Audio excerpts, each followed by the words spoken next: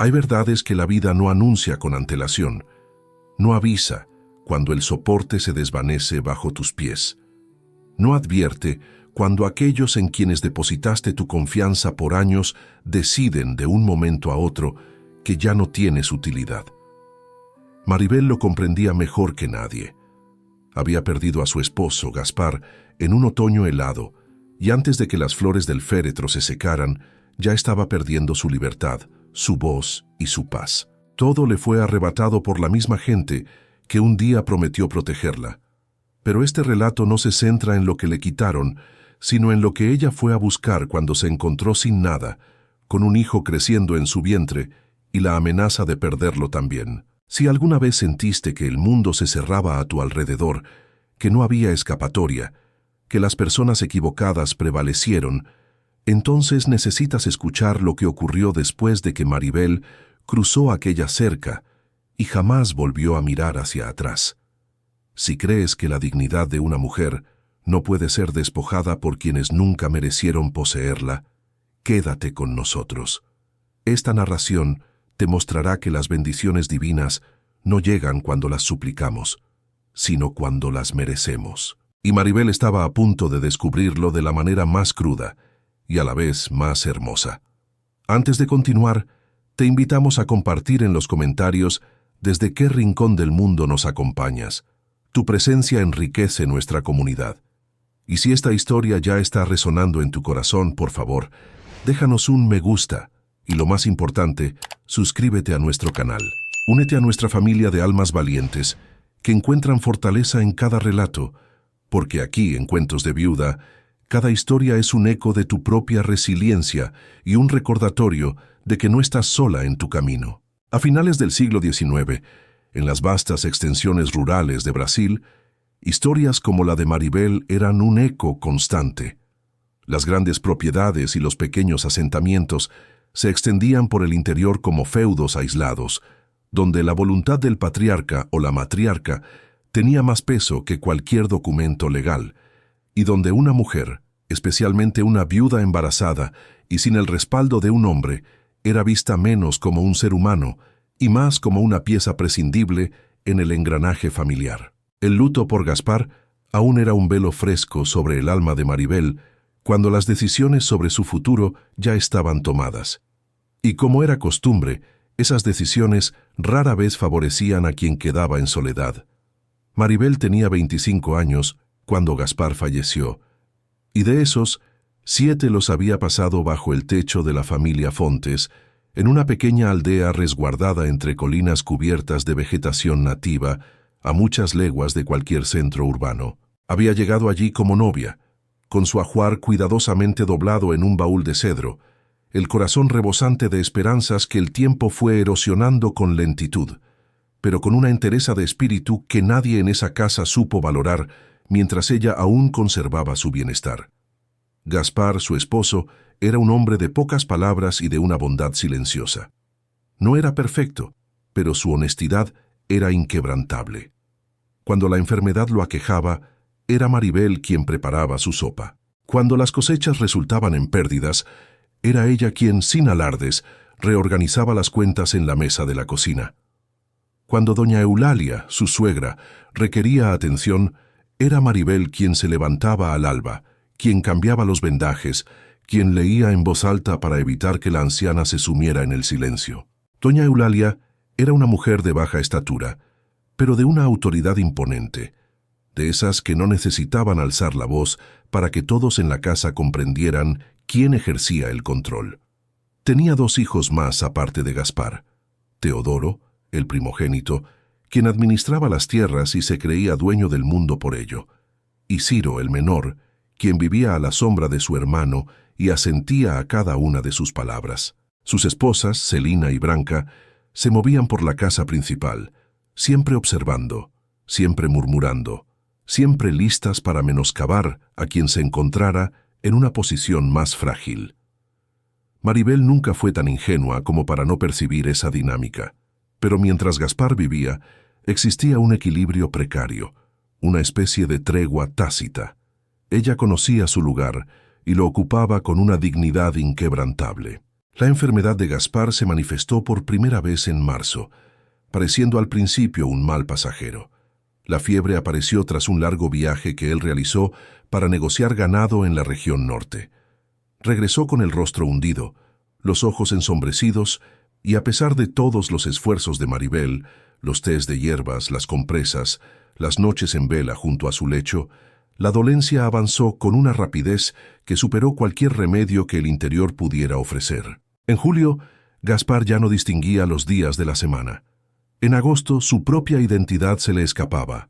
Falleció una tarde calurosa, con la mano de Maribel entre las suyas, mientras afuera la familia conversaba sobre la cosecha, como si el universo no se estuviera desmoronando dentro de aquella habitación. El velorio se extendió durante toda la noche. El entierro tuvo lugar al día siguiente, con una misa, flores y un sacerdote, que pronunció bellas palabras sobre un hombre al que apenas conocía. Maribel permaneció de pie durante todo el rito, con el rostro impasible, pues había aprendido desde temprana edad que derramar lágrimas frente a otros era entregarles una ventaja. Solo lloró verdaderamente cuando se encontró a solas en su habitación, mucho después de la medianoche, con la camisa de Gaspar doblada en su regazo. Lloró con ese dolor silencioso de quien ha perdido no solo a su esposo, sino la única protección que poseía dentro de aquella casa, y con la angustia de llevar un hijo en su vientre sin saber qué futuro le esperaba. Las transformaciones no tardaron en llegar. En los primeros días posteriores al entierro, doña Eulalia mantuvo un silencio inusual, una quietud que Maribel interpretó como luto, pero que, en realidad, era una meticulosa planificación. Teodoro comenzó a frecuentar la oficina donde Gaspar guardaba los documentos de la propiedad, pasando horas allí con la puerta cerrada. Ciro dejó de dirigirle la palabra a Maribel durante las comidas. Las cuñadas conversaban en voz baja entre ellas y enmudecían abruptamente cuando ella entraba en la estancia. Eran indicios sutiles, pero Maribel los percibía con claridad. Había pasado 7 años en esa casa y conocía cada gesto, cada intercambio de miradas, cada silencio cargado de significado.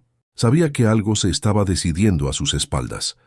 Lo que ignoraba era que Gaspar, en los últimos días en que aún conservaba la lucidez, había convocado al notario del pueblo para una visita discreta. No había podido registrar todo en la notaría como deseaba. Estaba demasiado débil para realizar el viaje, pero dictó un documento sencillo ante 2 testigos, declarando que el sitio de Agua Clara, una pequeña propiedad que había pertenecido a su madre y que doña Eulalia nunca había incluido en los inventarios familiares, le pertenecía a Maribel.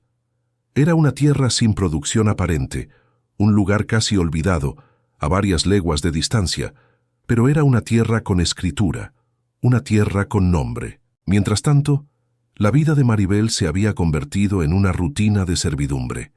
Con su vientre cada vez más abultado, doña Eulalia y sus hijos la trataban como una sirvienta más, explotando su trabajo sin piedad. Las tareas de la casa, el cuidado de la anciana, las labores en la cocina, todo recaía sobre ella, sin una palabra de agradecimiento, solo órdenes y miradas de desprecio. Maribel no reveló nada a nadie sobre el documento. Dobló el papel con sumo cuidado, lo guardó dentro de la Biblia que mantenía bajo su almohada y esperó sin saber con exactitud qué aguardaba, pero con la certeza de que necesitaría una salida. El tiempo pasó, y en medio de la opresión y el trabajo incesante, Maribel dio a luz a su hijo, un niño sano y fuerte al que llamó Santiago. La alegría de tener a su bebé en brazos fue el único consuelo en aquella casa hostil. Sin embargo, la llegada de Santiago no trajo la paz esperada, sino una nueva y más intensa forma de control por parte de doña Eulalia. La anciana desarrolló una obsesión desmedida por el niño, actuando como si fuera su propia madre, decidiendo sobre su alimentación, su ropa, sus horarios, ignorando por completo a Maribel. La sogra exigía que el niño durmiera en su habitación, que fuera alimentado bajo su supervisión, que no se separara de ella. Maribel, agotada por el parto y la constante lucha por su hijo, se sentía cada vez más asfixiada. La manipulación de doña Eulalia era insoportable. Unos 10 días después del entierro de Gaspar, y con Santiago ya en sus brazos, doña Eulalia convocó a toda la familia a una reunión en la sala principal. Maribel también fue llamada, y esto ya era un mal presagio, pues las reuniones familiares solían celebrarse sin su presencia. La sala estaba abarrotada. Teodoro permanecía de pie, apoyado en la pared, con esa actitud de quien ya conoce el desenlace de la historia. Ciro se sentó en una silla junto a su hermano, con las manos en el regazo. Las cuñadas se mantenían en las esquinas, silenciosas pero atentas. Doña Eulalia ocupó la silla de mimbre, que siempre había sido su asiento de autoridad, la misma desde donde ejercía su dominio. Maribel se sentó en la única silla disponible, en el centro del semicírculo que los demás formaban a su alrededor, con Santiago dormido en sus brazos, y solo entonces se percató de que la disposición del espacio no era una coincidencia. Doña Eulalia comenzó a hablar con la voz de quien ya ha tomado una decisión y solo está cumpliendo con una formalidad. Declaró que, con el fallecimiento de Gaspar, la organización del hogar requería ajustes. Afirmó que las tierras y los bienes eran patrimonio de la familia Fontes, heredados de generación en generación y que así debían permanecer. Reconoció que Maribel había sido una buena esposa para su hijo, pero añadió que, sin un heredero de sangre Fontes para criar, no existía una razón práctica para que ella continuara ocupando un espacio en la casa principal. La palabra empleada fue reorganización. Lo que en realidad quería decir era algo completamente distinto. Maribel escuchó todo sin interrupción. Su hijo, Santiago, era un recordatorio silencioso de su conexión con esa familia, una conexión que ellos parecían ignorar deliberadamente. Con voz serena, preguntó a dónde se esperaba exactamente que fuera. Teodoro fue quien respondió. Dijo que ella tenía su propia familia, padre y madre, hermanos, y que su lugar estaba de vuelta con los suyos. Maribel no tenía padres vivos, y sus hermanos residían a una distancia inalcanzable, sin recursos para el viaje. Lo expresó. Teodoro se encogió de hombros como si fuera un detalle insignificante. Afirmó que ese era un problema que ella debía resolver, que la casa necesitaba espacio. Fue entonces cuando Maribel, cansada de la opresión y la manipulación, expresó su deseo de partir. Doña Eulalia, con una frialdad que heló la sangre de Maribel, exigió que el niño permaneciera con la familia Fontes. Santiago es un Fontes, y su lugar está aquí, sentenció la anciana. Fue en ese momento de desesperación que Maribel realizó el único movimiento honesto que le quedaba. Sacó el documento de la Biblia, el papel que Gaspar había dejado, y lo depositó sobre la mesa. Dijo que su esposo le había legado una propiedad, que había testigos y un notario que lo respaldaban. El silencio que siguió fue de una naturaleza diferente. No era el silencio del luto, sino el del cálculo. Doña Eulalia observó el papel por un largo instante. Luego dirigió su mirada a Maribel con una expresión que la nuera nunca antes había visto.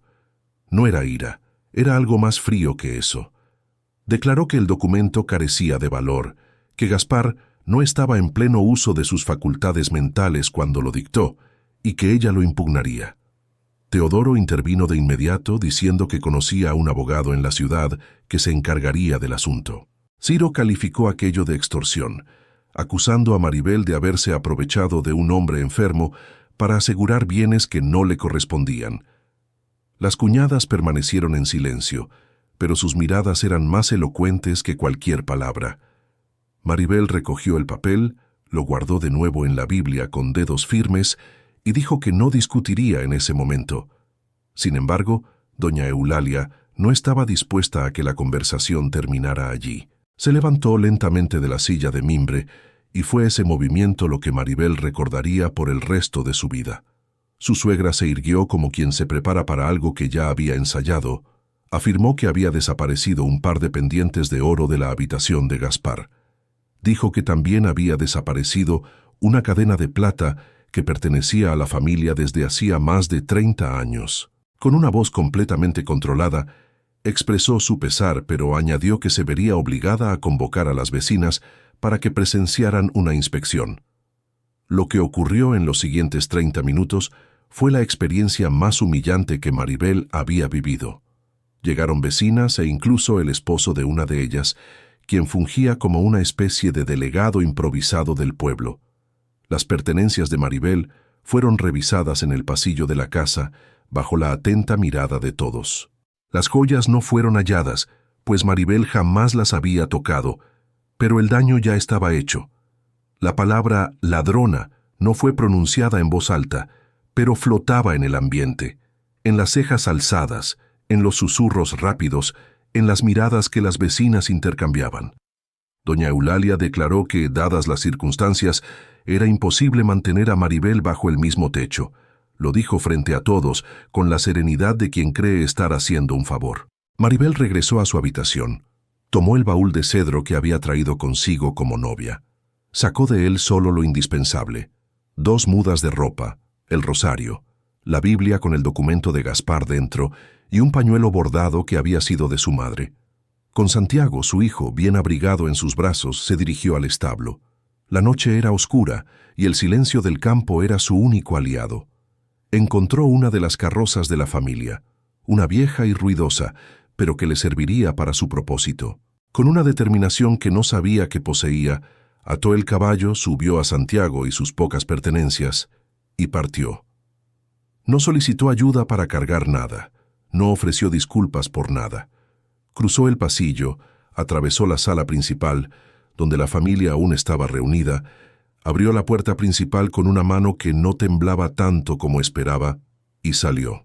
Caminó por la calle principal del pueblo, con el bulto de ropa abrazado al pecho, sintiendo las miradas de todos los que habían presenciado la escena. Sabía que la historia ya había pasado de la boca de doña Eulalia a los oídos de cada vecina, y que en futuras versiones ella sería la ladrona, la oportunista, la mujer que había intentado robar la herencia de una familia honorable.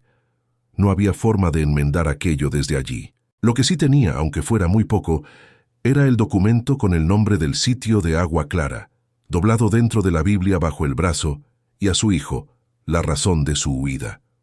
Cuando el pueblo quedó atrás y ella se encontró sola en el camino de tierra roja, bajo un sol que calentaba más de lo debido para esa hora del día, Maribel se detuvo un instante, respiró hondo. El aroma de la sabana seca penetró con fuerza: pasto, polvo, alguna flor silvestre que no sabría identificar. Pensó en Gaspar, en el billete aún no releído con calma, en las palabras que él había elegido cuando sabía que no le quedaría tiempo para más. Pensó que tal vez él le había preparado una salida que ella aún no sabía cómo utilizar. Comenzó a caminar de nuevo.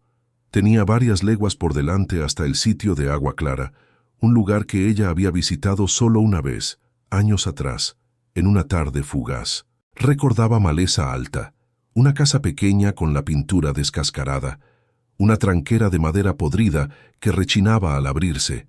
No recordaba nada que se asemejara a un hogar, pero hacia allí se dirigían sus pasos, porque no había otro lugar en el mundo que llevara su nombre, y no había otro lugar donde pudiera proteger a su hijo.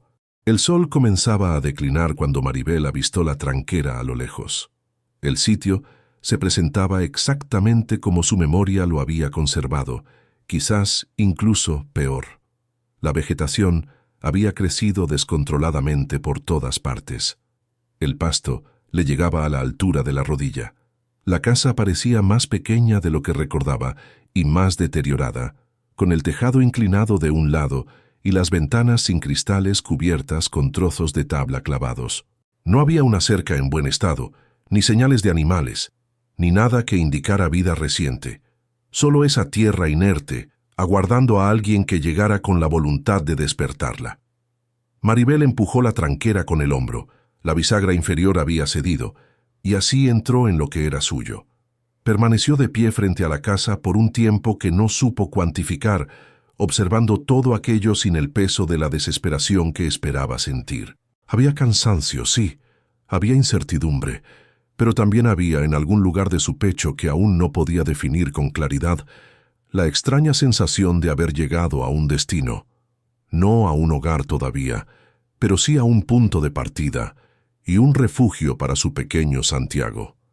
Antes de entrar, Sacó la Biblia del bulto de ropa, la abrió en el documento de Gaspar y lo releyó. Al final, después de las firmas y los nombres de los testigos, había una línea escrita a mano con la letra irregular de quien ya estaba demasiado débil para sostener la pluma con firmeza. Decía simplemente: «Hay un hombre en la linde que conoce esta tierra mejor que nadie. Busca a Ignacio. Él te ayudará a entender lo que tienes». Maribel dobló el papel con cuidado, cerró la Biblia y entró en la casa. El olor a abandono la recibió. Mojo, polvo, madera vieja. Pero había paredes, había techo, y en algún rincón de la cocina una lámpara con un poco de queroseno aún. La encendió. La pequeña llama iluminó el espacio con una luz que no era suficiente para revelarlo todo, pero sí para empezar. Y por ahora, empezar era todo lo que necesitaba, con Santiago durmiendo plácidamente en sus brazos. Si tu corazón se siente conmovido en este instante, déjanos un me gusta, porque lo que viene a continuación te mostrará que un nuevo comienzo no es el final, sino el verdadero inicio de una historia. Y si sientes que esta narración te interpela, suscríbete para no perderte ningún capítulo de nuestra comunidad de Fortaleza. Los primeros días en el sitio de Agua Clara transcurrieron en un silencio distinto a todo lo que Maribel había conocido. No era el silencio opresivo de la casa de los Fontes, cargado de miradas y juicios reprimidos.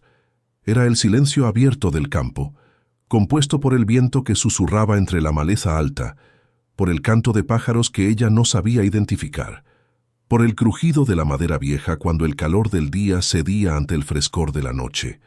Era un silencio que no le exigía nada, y en esa ausencia de demanda, poco a poco, encontró una forma de descanso, mientras cuidaba de su bebé. El estado de la casa era peor de lo que aparentaba desde el exterior.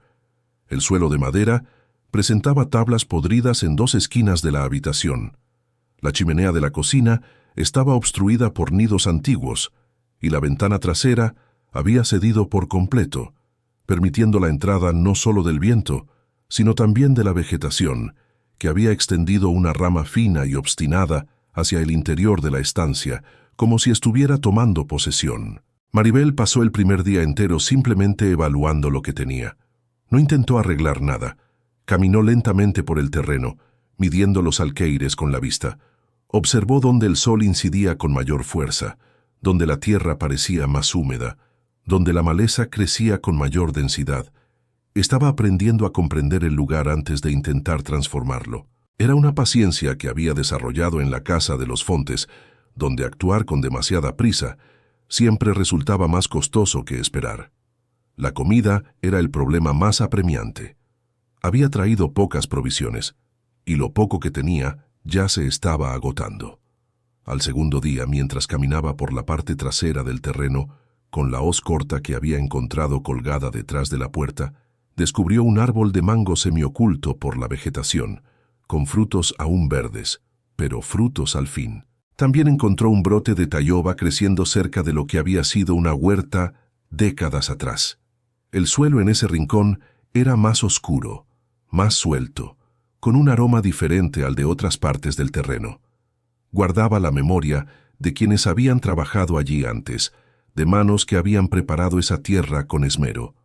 Maribel se arrodilló en ese rincón por un largo tiempo, pasando los dedos por la tierra oscura, y sintió algo que no sabría explicar con exactitud. Era como si el lugar aún recordara haber sido cultivado y estuviera esperando que alguien regresara para continuar esa labor. La noche era el momento más difícil. Durante el día, el trabajo, el movimiento y las necesidades de Santiago ocupaban su mente, dejando poco espacio para el resto. Pero cuando la lámpara se encendía y la sabana se sumía en la oscuridad exterior, con esa negrura total que las ciudades nunca conocen, los pensamientos regresaban con mayor intensidad. Pensaba en Gaspar, en cómo había fallecido antes de poder hacer más de lo que hizo.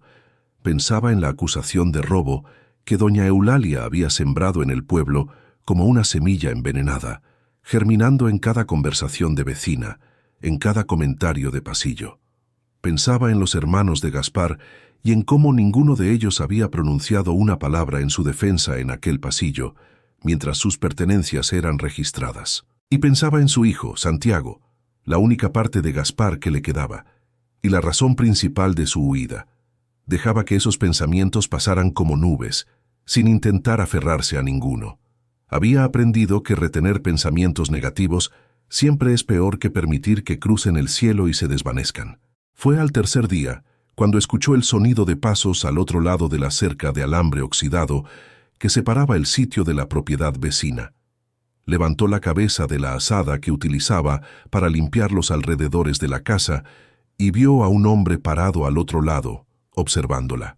Tendría unos 45 años, quizás un poco más, el rostro curtido por una vida bajo el sol, sin que ello pareciera un problema, cabellos ya canosos en las sienes, las manos grandes con los nudillos marcados por el trabajo constante de la tierra. Llevaba al hombro un saco de arpillera y en la mano una hoz con el mango reparado con alambre en el punto donde se había rajado. La miró con una expresión que no era curiosidad ni desconfianza. Era reconocimiento, como de quien ve llegar a alguien que esperaba desde hacía más tiempo de lo que la ocasión sugería. Pronunció su nombre antes incluso de que ella preguntara. Ignacio. Dijo que vivía en la propiedad contigua desde hacía más de 20 años, que había cuidado el sitio de agua clara a distancia, durante el tiempo que estuvo abandonado, desmalezando de vez en cuando para evitar que la tierra fuera completamente engullida por la vegetación. Dijo que había conocido a Gaspar cuando el muchacho aún era joven, que había sido amigo cercano de su padre, un hombre llamado Sebastián, quien había fallecido prematuramente y merecía ser más recordado de lo que era. Dijo todo esto de forma directa, sin rodeos, sin la afectación de quien busca parecer importante.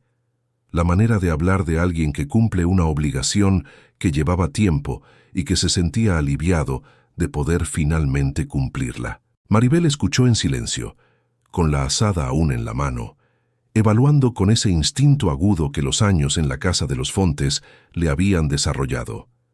Había aprendido a identificar cuándo la amabilidad tenía un precio oculto, cuándo la sonrisa era una fachada, cuándo las palabras decían una cosa y los ojos decían otra. En Ignacio no había nada de eso, solo una seriedad tranquila, la postura de alguien que no necesitaba convencer a nadie de nada porque sabía muy bien quién era. Preguntó qué quería a cambio.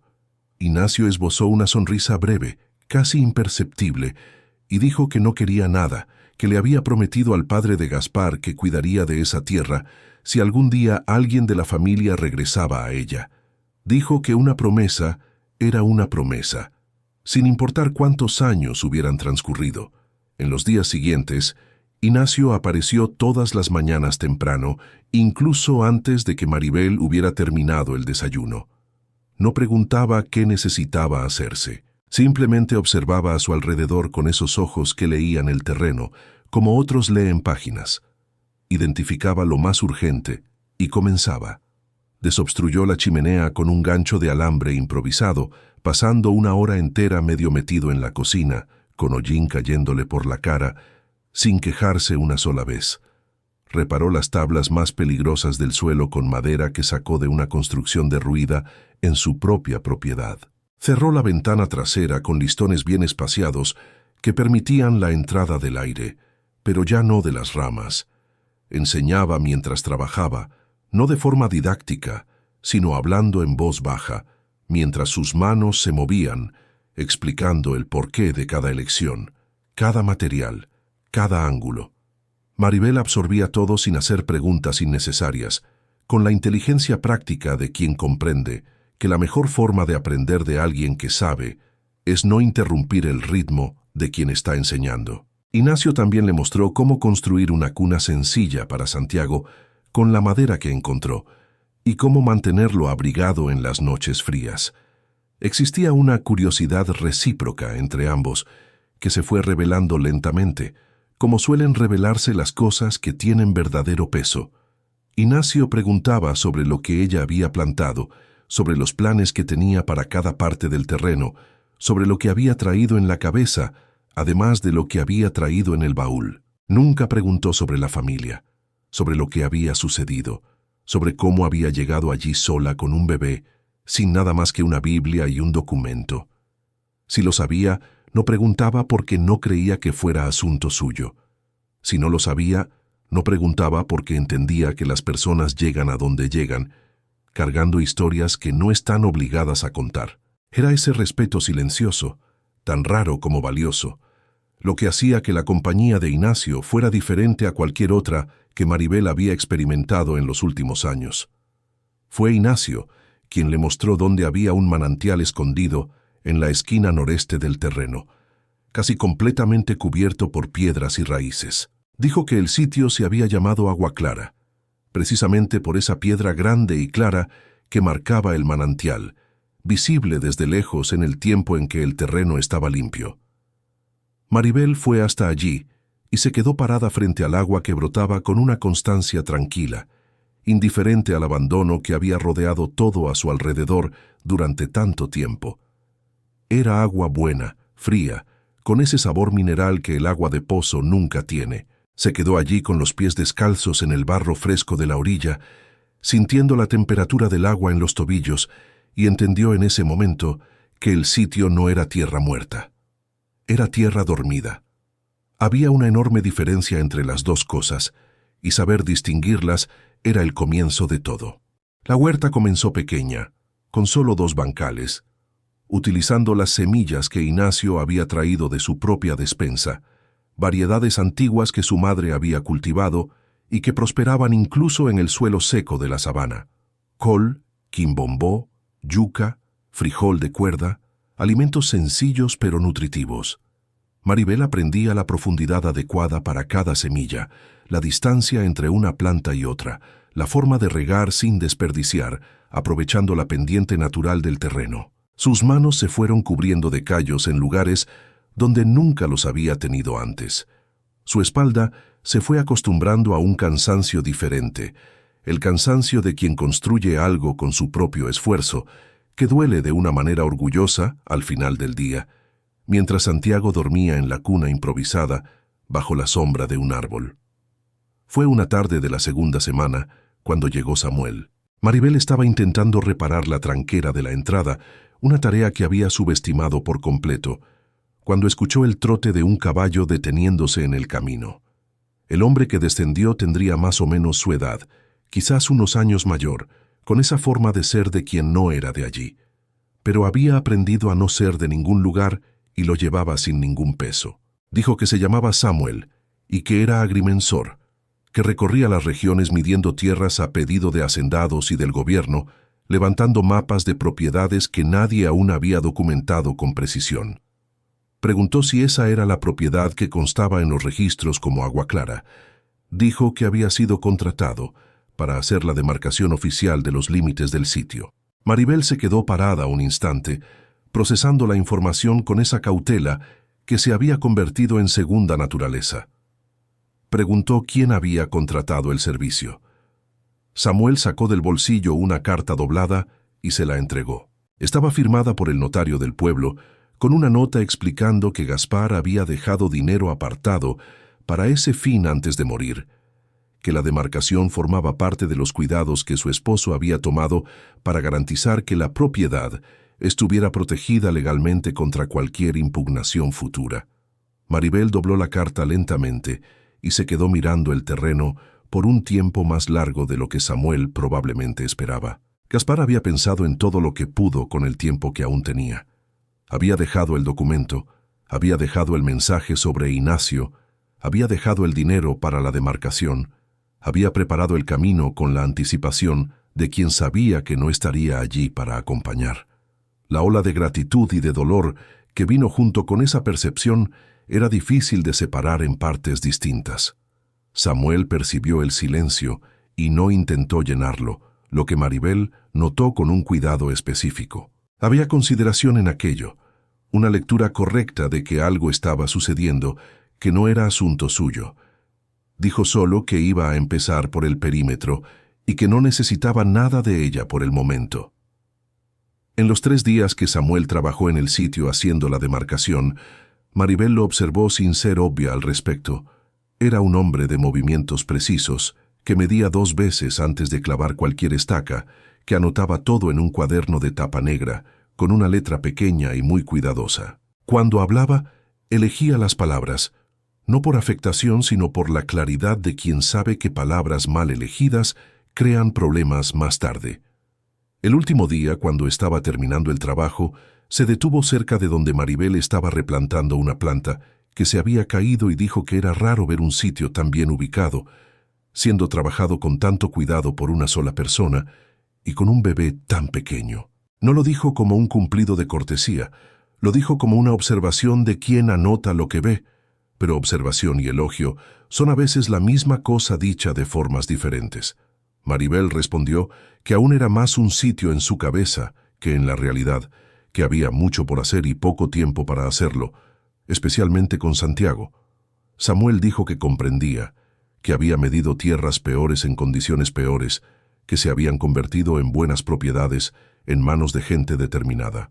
Dijo que pasaría por el mismo camino en algunas semanas, por otro servicio en la región, que si ella necesitaba algo que estuviera dentro de lo que él podía ayudar, solo tenía que dejar un mensaje con quien supiera dónde estaba. Partió sin drama, sin prometer demasiado, sin crear una expectativa que no había sido pedida. Y fue exactamente esa descripción la que quedó en la cabeza de Maribel después de que el trote del caballo desapareció en la curva del camino. La mala noticia llegó por boca de una carreta que pasaba vendiendo queso y panela. La mujer se detuvo en el sitio porque había visto el movimiento de los días anteriores y tenía curiosidad, y junto con los alimentos trajo lo que sabía del pueblo. Dijo que la familia Fontes estaba esparciendo por ahí que Maribel había huido con deudas, que había robado papeles de su esposo, que la tierra que ella decía ser suya era impugnada por la familia y que la justicia lo resolvería pronto. Pero lo más grave era que doña Eulalia y los cuñados habían iniciado una búsqueda implacable por Maribel y Santiago, alegando a las autoridades que la viuda no tenía condiciones de criar al hijo y que el lugar de la criatura era con la familia paterna. Dijo todo con el tono neutro de quien transmite información sin juicio propio, pero el efecto fue el mismo, independientemente de la intención. Maribel compró el queso y la panela. Agradeció y se quedó parada después de que la carreta siguió su camino, mirando la sabana, sin ver nada en particular. Doña Eulalia había dado el siguiente paso antes de lo esperado. No se había quedado esperando que la situación se resolviera sola. Estaba construyendo la narrativa en las calles del pueblo para que, cuando el proceso llegara al tribunal, la historia ya estuviera contada a su manera y para justificar el arrebato de su hijo. Ignacio estaba trabajando en la cerca cuando Maribel regresó cerca de la casa. La miró una vez y entendió sin que ella necesitara decir nada en particular.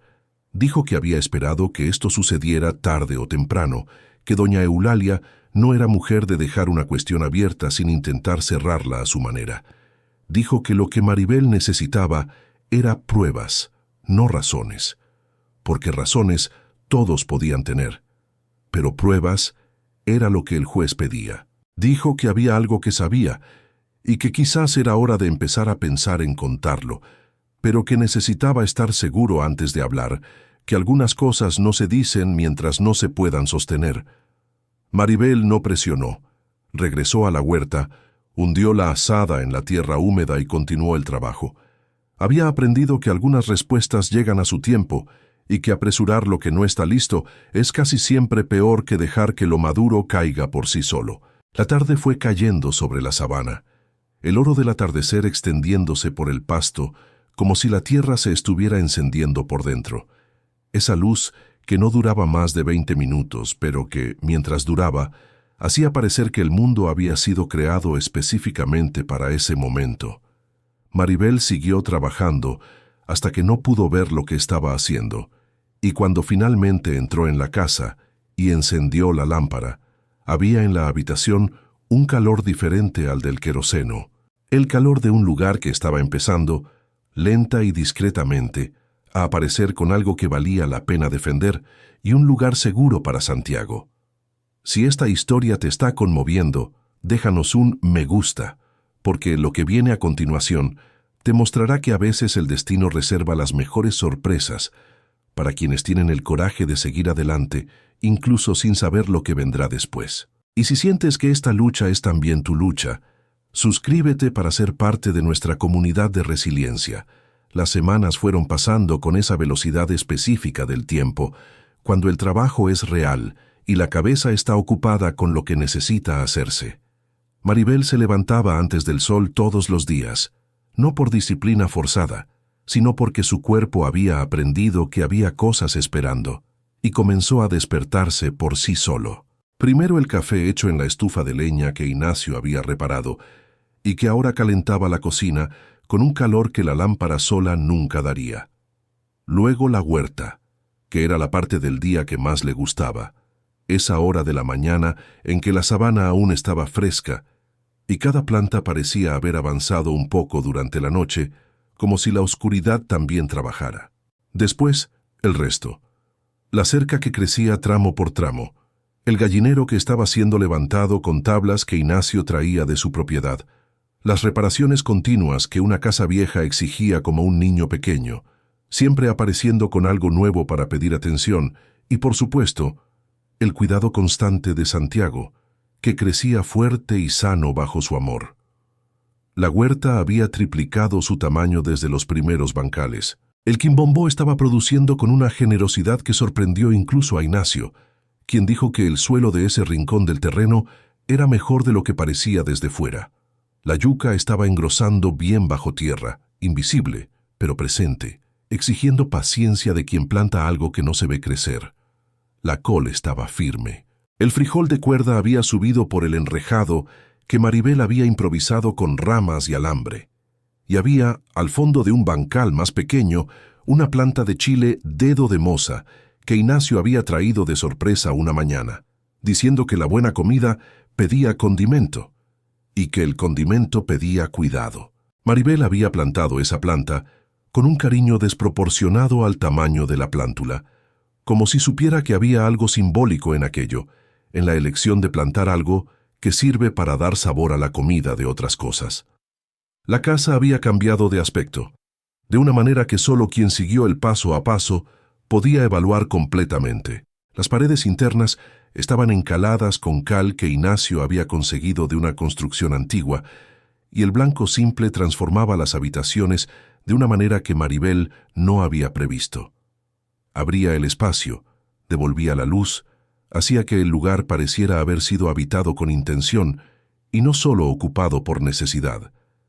Había colgado en un clavo de la sala el pañuelo bordado de su madre, el único objeto que había traído de la casa de los Fontes que no era estrictamente necesario. Cada vez que pasaba por él, había un segundo de algo que no era tristeza, pero era de la misma familia. La memoria de una mujer que había muerto demasiado pronto y que nunca sabría lo que su hija había logrado construir con sus propias manos, y el hogar que había creado para su nieto.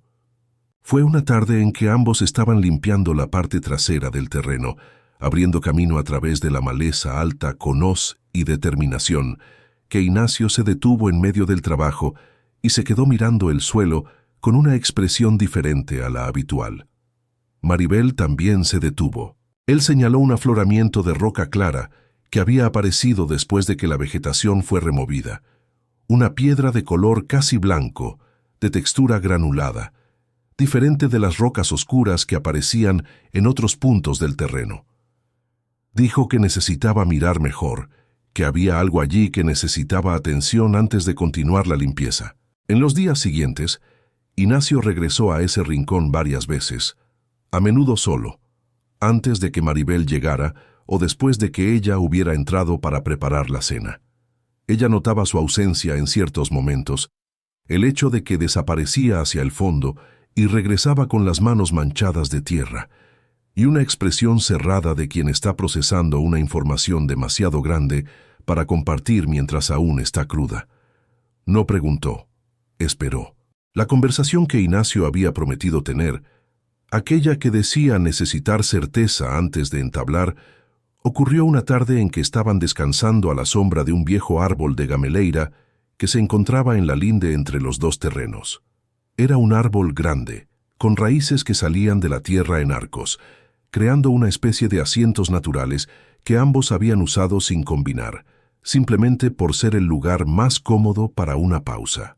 Ignacio permaneció en silencio por un tiempo, que Maribel había aprendido a respetar, porque sabía que cuando él se quedaba callado de esa manera, estaba organizando lo que iba a decir con el cuidado de quien sabe que las palabras mal dichas crean confusión. Y confusión era algo que la situación ya no aguantaba, especialmente con la amenaza de la familia Fontes sobre Santiago. Dijo que el padre de Gaspar, Sebastián, había sido su mejor amigo durante casi 20 años, que ambos habían trabajado juntos, que compartían comidas, que cuando uno pasaba por dificultades, el otro aparecía sin ser llamado. Dijo que Sebastián era un hombre de poca instrucción formal, pero de una inteligencia práctica que pocos tenían. Ese tipo de hombre que miraba una tierra y veía lo que guardaba antes que cualquier especialista. Había descubierto, años antes de morir, que el sector este del sitio tenía una capa de caliza de buena calidad, aflorando en varios puntos del suelo. No era geólogo ni ingeniero, pero sabía lo suficiente por lo que había visto en otras propiedades de la región para entender que aquello tenía valor. La caliza era un material de construcción importante, utilizado en cal, en cemento, en la corrección de suelos agrícolas. Un yacimiento de ese tipo en una propiedad pequeña, como el sitio de Agua Clara, no era algo común. El problema era que Sebastián había muerto antes de poder oficializar el descubrimiento, antes de contratar a alguien con autoridad técnica para hacer el levantamiento y documentar. El sitio había quedado abandonado. Doña Eulalia siempre había tratado esa tierra como si fuera una parte menor del patrimonio, y el descubrimiento había dormido bajo la maleza alta durante décadas, esperando a alguien que supiera lo que estaba pisando. Maribel escuchó todo con una atención que no necesitaba fingir. Preguntó si Ignacio había confirmado que la caliza aún estaba allí, que no había sido retirada o alterada por el tiempo. Él dijo que había regresado al fondo precisamente para eso durante los días anteriores, que había encontrado el afloramiento en al menos 6 puntos distintos que había contado, lo que sugería una extensión significativa bajo la superficie. Dijo que no era ingeniero ni geólogo, que no podía calcular el valor con precisión, pero que sabía que una tierra con ese tipo de recurso no era una tierra común y que Sebastián había acertado al decir que el sitio guardaba algo que los demás no sabían ver. El peso de esa información fue llegando lentamente, como llegan las cosas importantes cuando la cabeza está ocupada intentando absorberlo todo al mismo tiempo. Maribel se quedó mirando el horizonte de la sabana por un buen rato, procesando. Pensó en doña Eulalia, en el abogado de traje negro, en el proceso que se estaba construyendo en el pueblo con la precisión de quien había planeado cada paso, y en la amenaza de perder a Santiago. Pensó que si la familia Fontes supiera de la caliza, la disputa dejaría de ser sobre una herencia sentimental y se convertiría en otra cosa de naturaleza completamente diferente, más urgente, más voraz. Y pensó también que si ella lograba probar el valor de la tierra antes de que el proceso llegara al tribunal, y demostrar su capacidad para criar a su hijo, la balanza cambiaría de lado, de una manera que ningún abogado del mundo podría ignorar. Samuel regresó una vez más en esa época, esta vez sin ser convocado, apareciendo una mañana de miércoles con ese aire de quien estaba de paso por casualidad, pero había calculado la casualidad con cuidado. Dijo que había estado en la notaría del pueblo al servicio de otro cliente y había escuchado, de forma no intencional, una conversación entre el escribano y un hombre que reconoció como el abogado de la familia Fontes. El proceso estaba más avanzado de lo que Maribel sabía. Doña Eulalia había conseguido una declaración escrita de una vecina del pueblo, confirmando que había presenciado a Gaspar confuso y sin reconocer a las personas en las últimas semanas antes de morir, lo que daría al abogado argumentos sólidos para cuestionar la validez del documento del notario. Además, la familia estaba presentando informes de supuestos testigos que afirmaban que Maribel era una mujer inestable y sin recursos, incapaz de cuidar de un niño. La audiencia estaba programada para menos de un mes. Maribel agradeció la información con una calma que sorprendió a Samuel, quien había esperado alguna reacción más visible. Lo que vio fue a ella quedarse parada un momento, con los ojos fijos en algún punto medio entre ella y el horizonte, con esa expresión que él había aprendido a reconocer como señal de que estaba calculando y no desmoronándose. Eran cosas parecidas por fuera, pero muy diferentes por dentro. Después de un momento, dijo que había algo que necesitaba hacerse y que necesitaría ayuda para encontrar a la persona adecuada. Le contó a Samuel sobre la caliza, sobre lo que Ignacio había descubierto, sobre lo que el padre de Gaspar había dejado dicho antes de morir. Samuel escuchó sin interrumpir, con esa atención enfocada de quien está archivando información al mismo tiempo que escucha.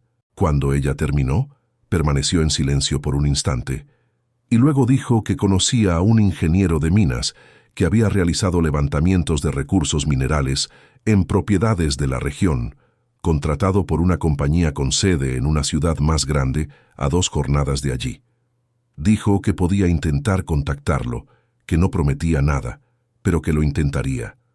Maribel dijo que cualquier cosa que pudiera hacerse dentro del tiempo disponible era mejor que nada. Samuel se fue con esa tarea y con algo más en su forma de ir. Se había quedado parado un momento, antes de montar a caballo, mirándola con una expresión que guardaba más de lo que la situación exigía, más de lo que el papel de agrimensor de paso justificaba.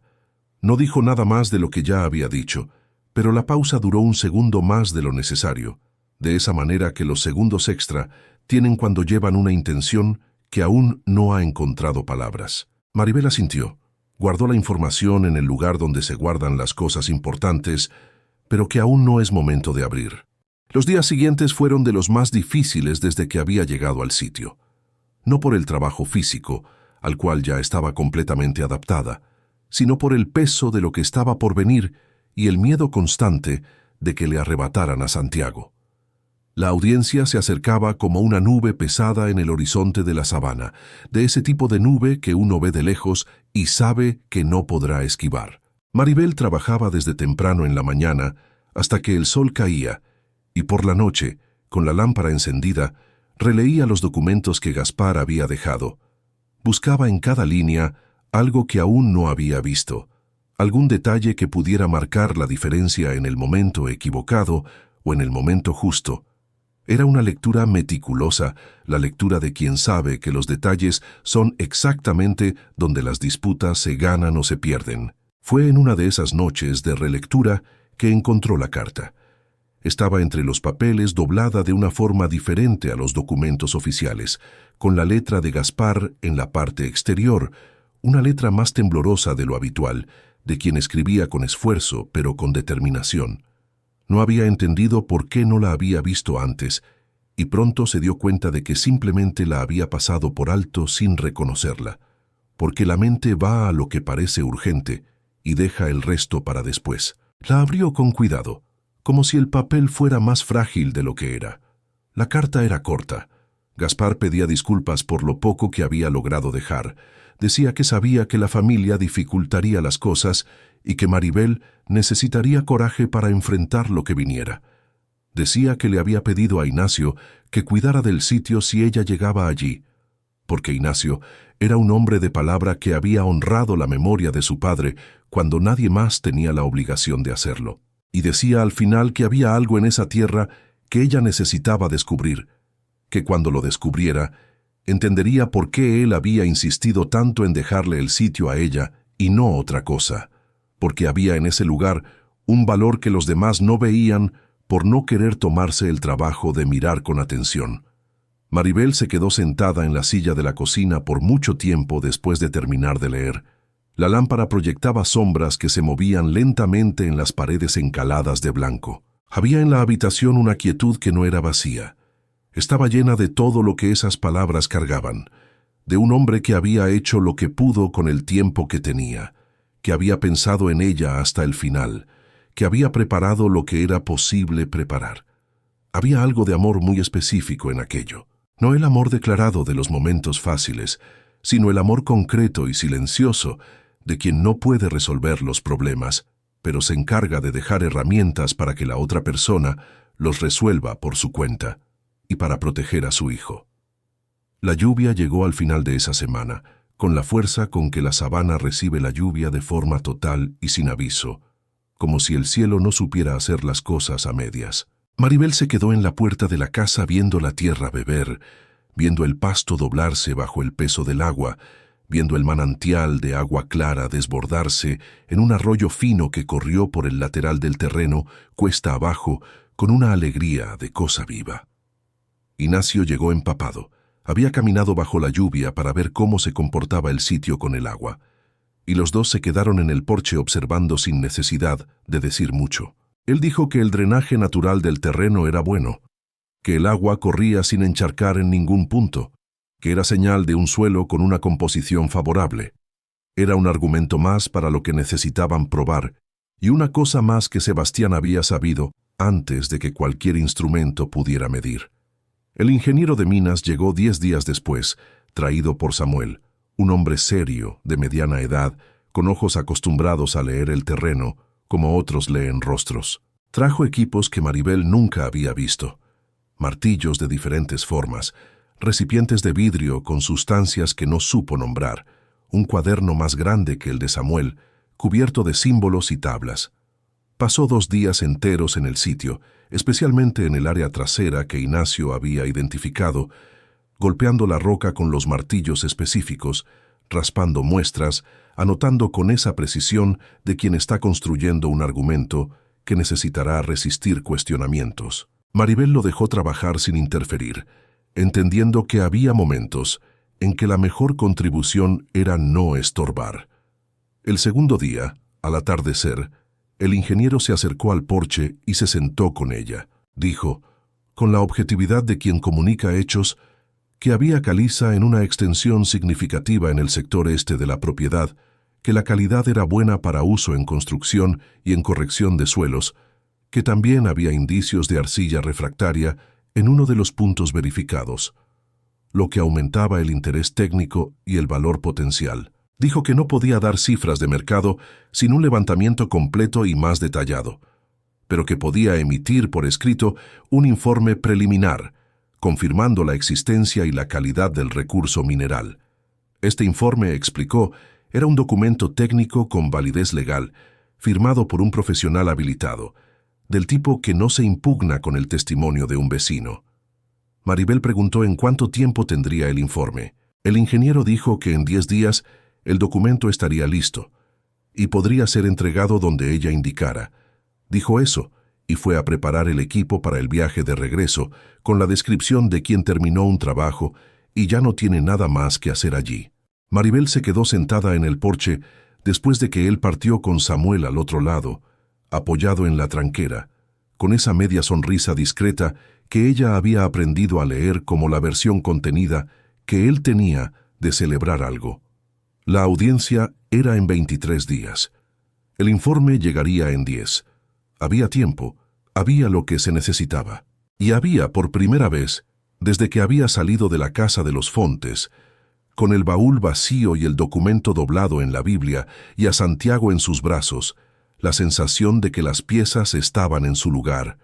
¿Ya sientes que el destino se está moviendo a favor de quien no se rindió? Déjanos un me gusta, porque lo que viene en el bloque final te mostrará que las bendiciones llegan siempre en el momento justo, ni antes ni después. Y si crees en la justicia que tarda pero llega, suscríbete para que más personas conozcan estas historias de superación. Los 23 días que precedieron a la audiencia pasaron con esa dualidad extraña del tiempo, cuando se está esperando algo que lo cambiará todo. Cada día parecía demasiado largo mientras estaba sucediendo y demasiado corto cuando terminaba. Maribel continuó trabajando el sitio con la misma constancia de siempre, porque había aprendido a lo largo de esos meses que dejar de hacer lo que necesita hacerse mientras se espera una decisión es una forma de perder antes de tiempo. La huerta producía bien. Los primeros vegetales ya estaban siendo llevados a la feria de un pueblo vecino y ella había logrado, con el dinero de la primera venta, comprar 2 gallinas y un gallo. El comienzo de un pequeño gallinero que Ignacio estaba levantando en un rincón de la propiedad, con la paciencia de quien no tiene prisa, pero tiene un plan, mientras Santiago gateaba por el suelo de la casa. El informe del ingeniero llegó en el plazo prometido, entregado por un mensajero que Samuel había contratado para garantizar que el documento llegara con seguridad. Era un informe de 3 páginas con lenguaje técnico que Maribel leyó y releyó hasta entender cada frase, cada tabla, cada número. Confirmaba la presencia de caliza de buena calidad en un área de aproximadamente 4 alqueires en el sector este de la propiedad, con potencial para explotación comercial. Había análisis de muestras, había comparaciones con yacimientos similares de la región, había un sello oficial del ingeniero y una firma que no era un adorno, era una responsabilidad profesional asumida por escrito. Era el tipo de documento que no se impugna con palabras. Necesitaba otros documentos de la misma naturaleza para ser refutado, y la familia Fontes no tenía ninguno, porque nunca había pisado esa tierra con la atención suficiente para saber lo que guardaba. Ignacio leyó el informe en el porche una tarde, en que el sol aún estaba alto. Permaneció en silencio por un buen rato después de terminar. Luego dijo que Sebastián habría estado satisfecho si supiera que había sido un hombre al que le gustaba tener razón, especialmente cuando los demás pensaban que estaba equivocado. Había una afectividad en la forma en que Ignacio hablaba de su amigo muerto, una nostalgia sin rencor, la nostalgia de quien perdió a alguien, pero lleva la memoria de esa persona como algo bueno, y no como una carga. Maribel pensó que había algo hermoso en eso, en la forma en que una amistad verdadera sobrevive a la muerte de uno de los dos y continúa influyendo en lo que sucede mucho después. Los preparativos para la audiencia se hicieron con el mismo cuidado que Maribel había puesto en cada decisión desde que llegó al sitio. Ella e Ignacio organizaron los documentos en un orden que tenía sentido narrativo, además de sentido legal, porque había aprendido, viviendo con la familia Fontes, que las historias convencen más allá de lo que los argumentos convencen, y que presentar los hechos en el orden correcto era tan importante como tener los hechos correctos. El documento del notario primero, los nombres de los testigos identificados, luego el testimonio del médico en el medio, porque era lo que derribaba el argumento más fuerte de la familia, y el informe del ingeniero, por último, como una conclusión que dejaba en el aire una pregunta que ninguno de los presentes podría ignorar. Samuel vino el penúltimo día antes de la audiencia. Trajo algo que Maribel no había pedido y no había esperado: la declaración escrita del médico que había atendido a Gaspar en las últimas semanas de vida. Era un hombre que trabajaba en una ciudad vecina y había realizado 3 visitas a la casa de los Fontes durante la enfermedad. Había declarado por escrito que el paciente, a pesar de su estado físico debilitado, presentaba plena conciencia y capacidad de comunicación en las 2 primeras visitas, que la confusión mental se había instalado solo en la fase final, días antes de la muerte. Las fechas en la declaración correspondían exactamente a las fechas en el documento del notario. La alegación de incapacidad no tenía dónde sostenerse. Además, Samuel había conseguido declaraciones de los vecinos del sitio de Agua Clara, incluyendo a Ignacio, que atestiguaban la dedicación de Maribel a su hijo, su capacidad para trabajar la tierra y su buen carácter, refutando las acusaciones de la familia Fontes sobre su supuesta inestabilidad e incapacidad. Maribel sostuvo el papel por un largo tiempo. Preguntó cómo Samuel había conseguido eso. Él dijo que había ido a la ciudad donde trabajaba el médico por su cuenta, que había explicado la situación con los documentos que tenía, y que el hombre había accedido a hacer la declaración porque consideraba que era lo correcto hacer ante lo que había visto. Dijo que no había comentado antes de ir porque no quería crear expectativas antes de estar seguro de conseguirlo. Maribel lo miró con una expresión que no pudo controlar completamente y no intentó controlar. Había en la expresión una mezcla de gratitud y de algo más antiguo y más profundo. La sorpresa de quien no estaba acostumbrada a ser defendida por alguien sin que hubiera en algún lugar un precio implícito en ello. Dijo «gracias», con una voz que llevaba más de lo que la palabra suele llevar cuando se agradece por cosas pequeñas. Samuel dijo que no necesitaba agradecer. Lo dijo con una simplicidad que era la mayor forma de sinceridad que el gesto podía tener. Se quedó un tiempo más. Conversaron sobre la audiencia, sobre qué esperar, sobre cómo conducir la presentación de los documentos ante un juez que probablemente había visto muchas disputas de tierras y de custodia durante su carrera. Cuando se fue, se quedó parado antes de montar, como siempre hacía, con esa pausa que se había convertido en un lenguaje propio entre los dos.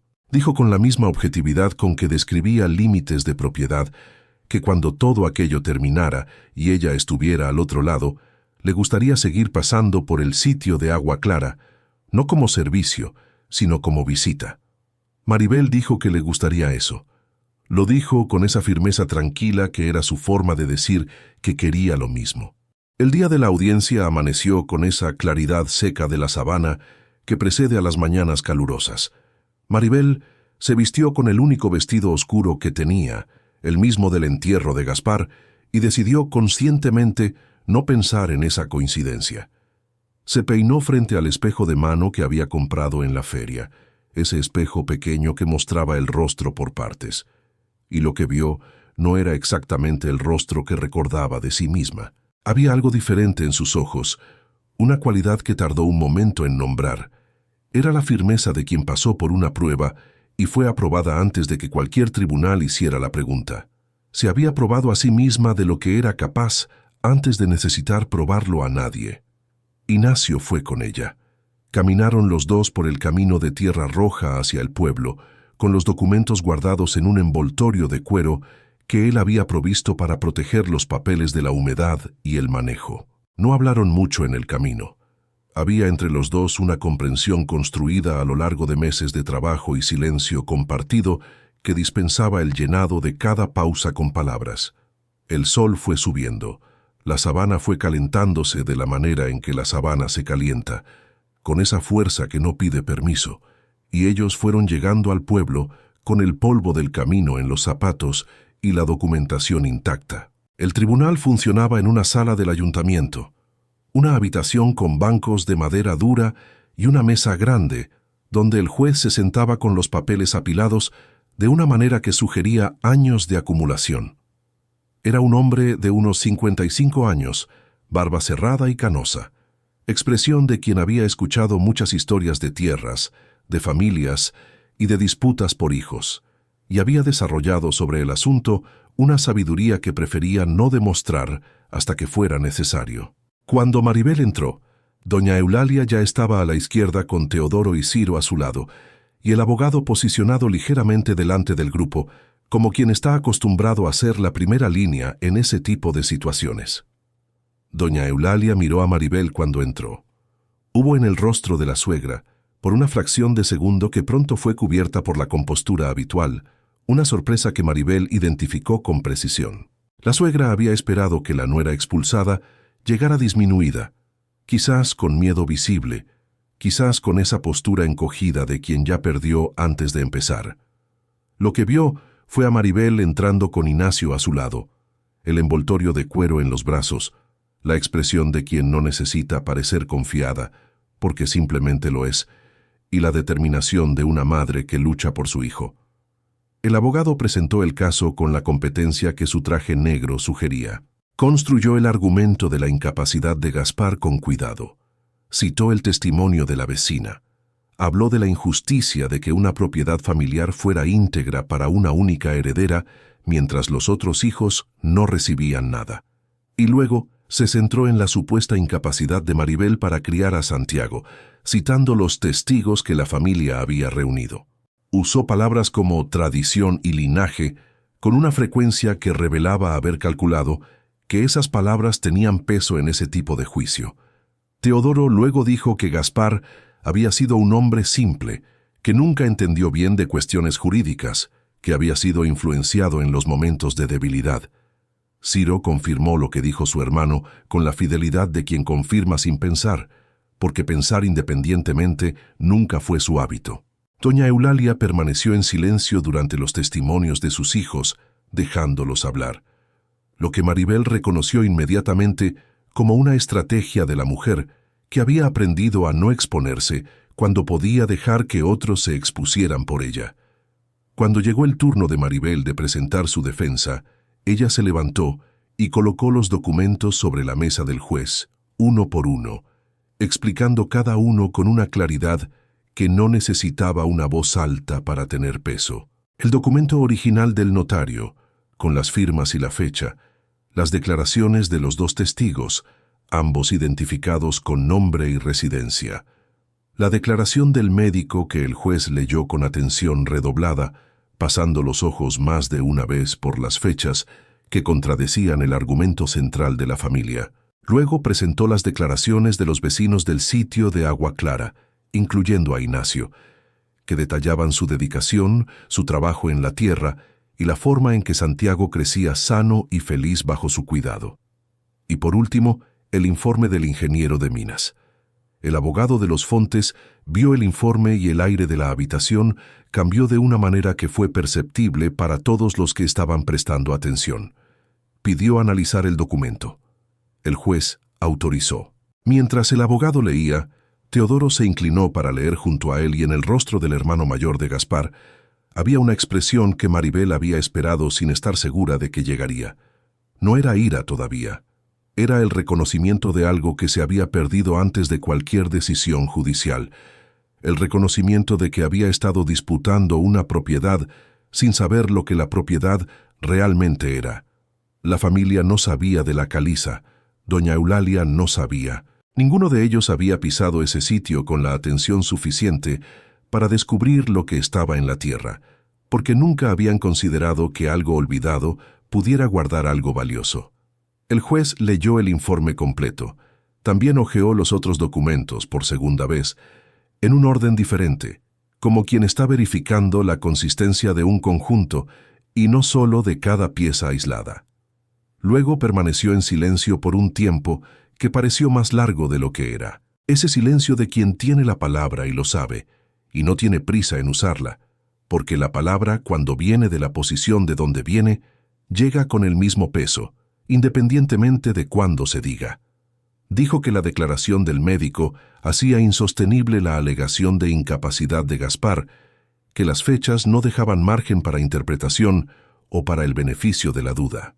Dijo que el documento del notario estaba en forma y que había sido redactado dentro de las condiciones necesarias para tener validez legal. Dijo que el informe técnico demostraba que la propiedad poseía un valor documentado que confirmaba la razonabilidad de la decisión de Gaspar de separar esa tierra del resto del patrimonio y que esa razonabilidad eliminaba cualquier argumento de que la decisión había sido tomada sin discernimiento. Y con respecto a la custodia de Santiago, el juez afirmó que las pruebas presentadas por Maribel, incluyendo los testimonios de los vecinos y la evidencia de su trabajo y dedicación en el sitio de Agua Clara, demostraban de manera irrefutable que ella tenía todas las condiciones, tanto materiales como emocionales, para criar a su hijo en un ambiente seguro y próspero. Dijo que daría por terminada la impugnación de la propiedad y confirmaría la validez del testamento en todos sus términos, y que la custodia de Santiago permanecería con su madre, Maribel. Doña Eulalia se levantó cuando el juez terminó de hablar. Dijo con la voz aún controlada, pero con una grieta que Maribel había esperado durante años y que llegaba ahora con más peso de lo que había imaginado, que aquello era injusto, que la familia había sostenido esa tierra por generaciones, que una viuda sin hijos no tenía el mismo derecho que la sangre Fontes, y que Santiago era un Fontes. El juez dijo con una paciencia que sugería haber escuchado variaciones de ese argumento muchas veces durante su carrera, que el derecho no se calculaba por sangre, sino por documento y ley, y que tanto el documento como la ley eran claros. Dio el caso por terminado con esa objetividad tranquila de quien no necesita dramatizar lo que ya está decidido. Teodoro salió sin mirar a Maribel, con la mandíbula apretada, los pasos más rápidos de lo habitual de quien intenta salir antes de sentir demasiado. Ciro fue detrás con la cabeza baja, lo que era su forma habitual de no asumir responsabilidad por nada. Doña Eulalia fue la última en salir, y en la puerta giró el rostro una vez en dirección a su nuera.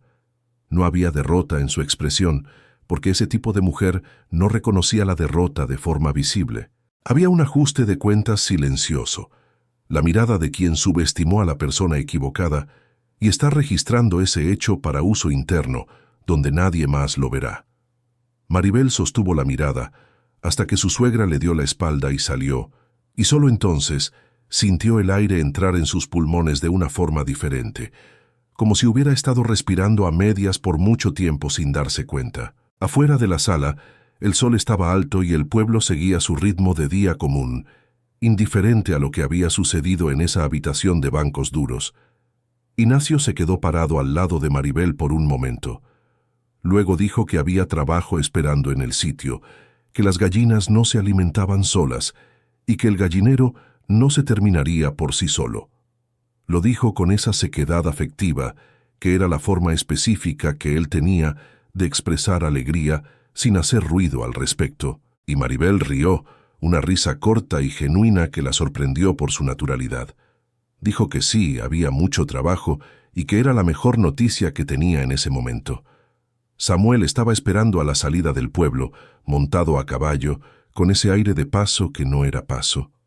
Dijo que se había quedado cerca porque quería saber cómo había ido. Maribel dijo que había ido bien. Él dijo que no había tenido ninguna duda. Lo dijo, mirándola de una manera que hacía que la frase llevara más de lo que las palabras decían. Los tres hicieron el camino de regreso al sitio juntos, con la tarde de la sabana abriéndose ante ellos, el sol más bajo ahora, la luz dorando el pasto de esa manera que solo el atardecer del interior sabe hacer. Los meses siguientes fueron de trabajo y de construcción de la tierra y de otras cosas. El informe del ingeniero atrajo el interés de una compañía que llegó hasta Maribel por intermedio de un contacto que el propio ingeniero había pasado y que pagó por el derecho de explotación de la caliza, un valor que ella no se había atrevido a calcular cuando estaba hirviendo agua de pozo para beber en los primeros días. Con ese dinero, reformó la casa completamente. Levantó una estructura nueva para el gallinero más grande. Compró un pequeño rebaño de vacas que comenzó a pastar en el pasto que había limpiado palmo a palmo. Cercó todo el terreno con alambre y postes buenos, y aún guardó una reserva que quedó dentro de una olla de barro enterrada bajo el nuevo suelo de la cocina, porque había aprendido que la seguridad debe guardarse en un lugar donde las manos llegan antes que cualquier papel. El sitio de Agua Clara fue tomando la forma que Maribel había llevado en su cabeza desde el día en que releyó el documento de Gaspar, sentada en la tranquera rota. La casa quedó blanca, las ventanas quedaron abiertas al sol de la mañana. El pequeño jardín al lado de la entrada creció con flores que ella no había planeado, pero que habían nacido solas, como si la tierra quisiera mostrar lo que era capaz cuando alguien la trataba con respeto. Las vacas en el corral, las gallinas en el patio, la huerta grande y organizada, el manantial de agua clara, corriendo claro como había corrido antes del abandono, y volvería a correr para siempre mientras alguien cuidara de ese lugar. Santiago, ahora un niño pequeño, corría y jugaba por el patio libre y feliz, bajo la atenta y amorosa mirada de su madre. Ignacio continuó como vecino y como el tipo de presencia que no necesita ser definida porque es reconocida. Aparecía temprano, trabajaba, almorzaba, se iba cuando tenía algo que hacer en su propia propiedad, regresaba cuando tenía algo que hacer en el sitio. Era una amistad que había crecido del trabajo compartido, que tenía la solidez de las cosas construidas y no de las cosas que aparecen listas. Con Samuel, las cosas fueron creciendo a su ritmo, sin prisa, sin drama, con esa cualidad específica de las historias que no necesitan apresurarse porque saben que durarán. Él se fue quedando cada vez más tiempo en cada visita. Las visitas se fueron convirtiendo en estancias, las estancias se fueron convirtiendo en rutina, y la rutina se fue convirtiendo en vida compartida de la forma más simple y más honesta que existe.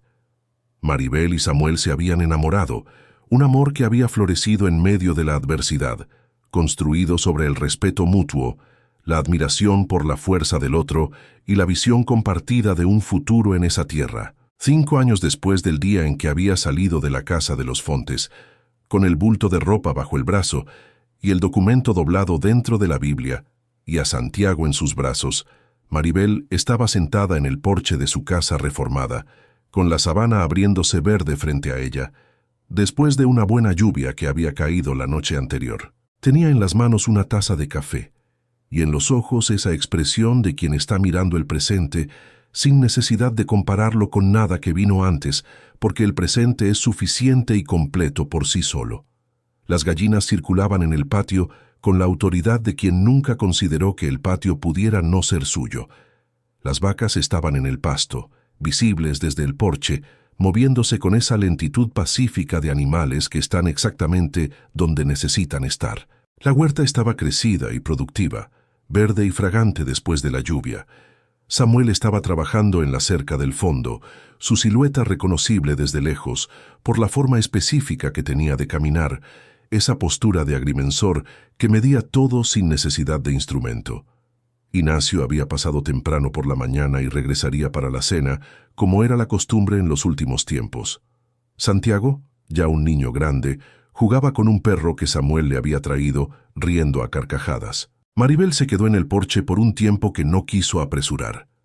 Pensó en Gaspar, como aún pensaba de vez en cuando, con esa nostalgia mansa de quien fue tratado con bondad por alguien que ya no está allí. Pensó en el billete escondido en el himnario, en las palabras de la carta, en la forma en que él había preparado lo que era posible preparar con el tiempo que le quedaba, en la humildad de quien sabe que no resolverá todo, pero se encarga de dejar lo suficiente para que la otra persona pueda resolverlo por su cuenta.